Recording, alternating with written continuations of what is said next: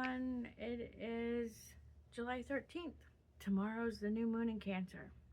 A lot going on there. So I wanted to come on today and address that with the subject that's been on my mind a lot the past week, which is boundaries. So, hello everyone who doesn't know me. I'm Reverend Tish Ramirez with Flesh and Soul Connections. And boundaries has been heavily on my mind. It's come up in a couple readings that I've had done for myself, and just in helping a couple other people where I saw their spiritual boundaries were pushed. And it was truly a lesson, but still it needs to be aware of, and this new moon's the perfect time to do it. So you see me looking down. I got my notes. I wanted to be behind the tree today, so I got my notes a little down here. But for like going, we're going to start with the word no.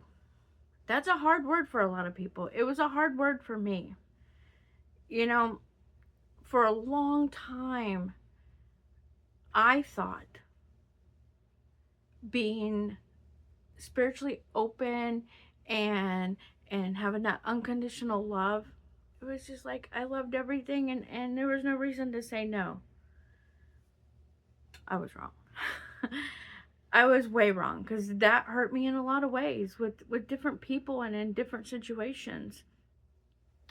So it's an old paradigm that so many of us in the spiritual community thought that being awake, being an empath, and living in that unconditional love meant that we all had to be, as my good friend would say, that I'm peace, love, dove. We have to live in that.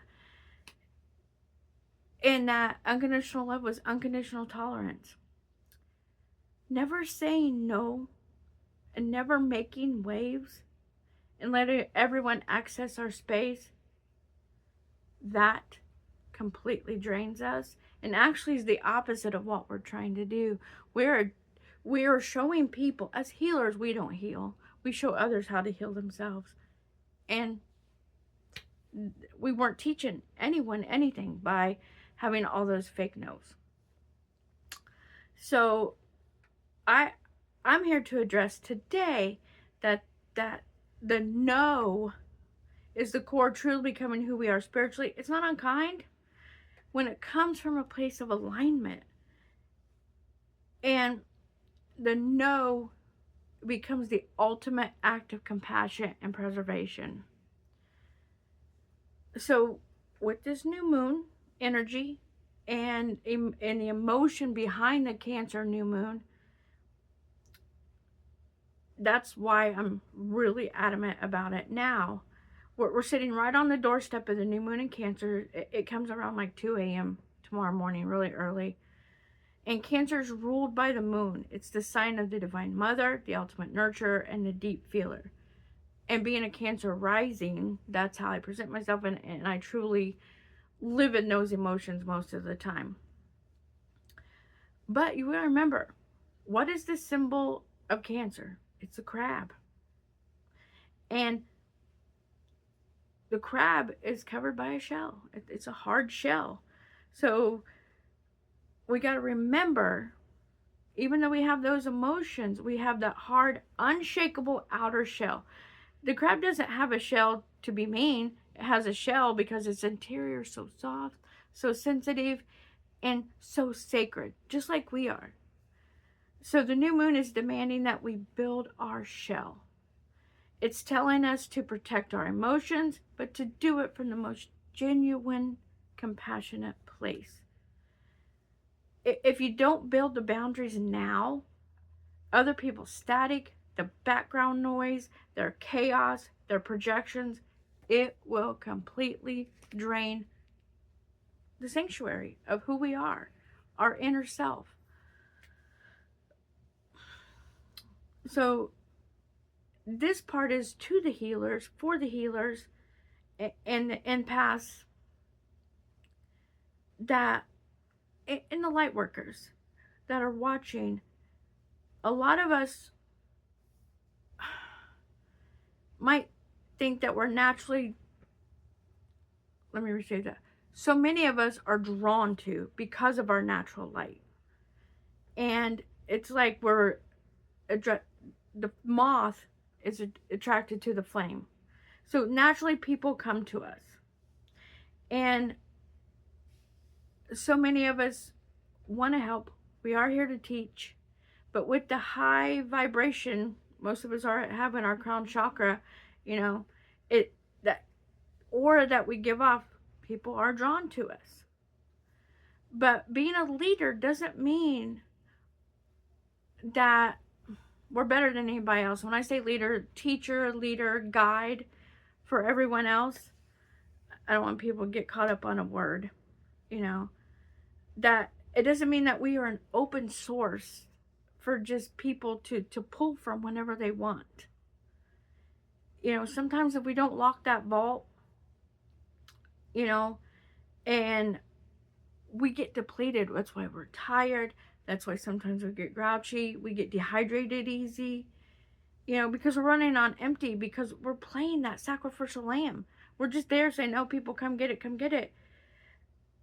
But we have to teach them to do their own heavy lifting, to guide them down their path, and not give away all the light that's within us. Give all the answers. We guide them to find their own answers.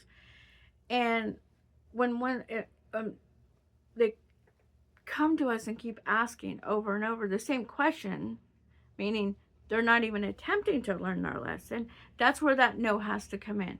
No, we've discussed this. We've shown you this path. We've shown you 3 or 4 paths. Let's try one of those. You go do one of those. Let me know how it works. If that certain one didn't come, we'll try the other path. If you don't know how to go down that path.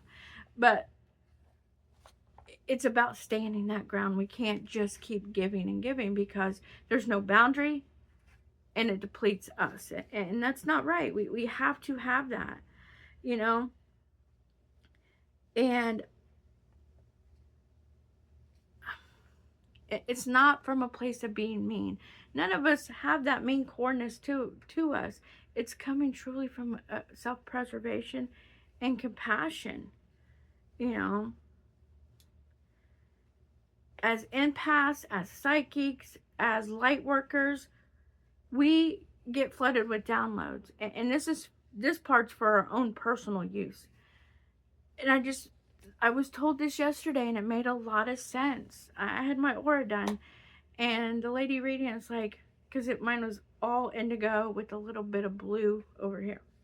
And she goes, you are so much in your crown and your third eye that you're not allowing yourself to rest. So yeah, you get downloads. We get downloads. We all know about downloads. They come at the oddest times, in the shower, in the bathroom, in the car, And what I personally been doing, I've been recording them on my phone, like sending myself messages, voice messages, videos, whatever, so I remember them. So at that time we stop. We take the download, record it however we need, and then we stop. We don't try to process it anymore. We wait till we can come back. We can journal it. We can process it after a meditation. Maybe even after a nap, after we've ate or had something to drink. I'm learning I don't have to always process it the minute it comes in. And being a double Gemini, my curious mind's like, well, what's this mean? What's this mean? No. The wonderful lady yesterday reading my aura said, you have to stop. You have to slow down. You're overworking your physical body. That made sense. Because there's times I'm more tired than I've ever been. And I'm like, but I'm not doing anything physical. But it's all, when you work so much out of that third eye and of the higher chakras, it is very much tiring. And it depletes us of a lot of our energy, a lot of hydration. Hydration is huge, I'm learning. So I'm learning together with you, but I want to give the pointers that when I was told this yesterday, it made so much sense. So when the information hits, write it down real quick, and voice memo, whatever you got to do, but let it sit before we try to go process it, because we can't give from an empty cup. If we start giving from an empty cup, then we're just depleting ourselves, and that's just not right, you know. And it's hard on us. Once again, we have to set boundaries for ourselves, with ourselves. When we hold, and I'm gonna go to unconditional love, because that one's important to me, because I, for the most part, have unconditional love for most things, everyone, you know. But unconditional love, to hold that truly in your heart, I have to have, and I've learned, and telling you, the balance. If we don't have a boundary, we're going to fail, and once again, disrupt our own inner sanctuary, and that we can't do that to ourselves. And as Cancer new moon is asking us to wash away that old habit of being basically a dumping ground, that we dump on ourselves and we let others dump on us. And that's not meant in a malicious way. Sometimes it just happens because we want to be nice. We want to give that person the answer, you know. So be kind to yourself, and have that direct, you know, no, not today. No, we've discussed this. That no, because if we give them the yes, that's truly not heartfelt or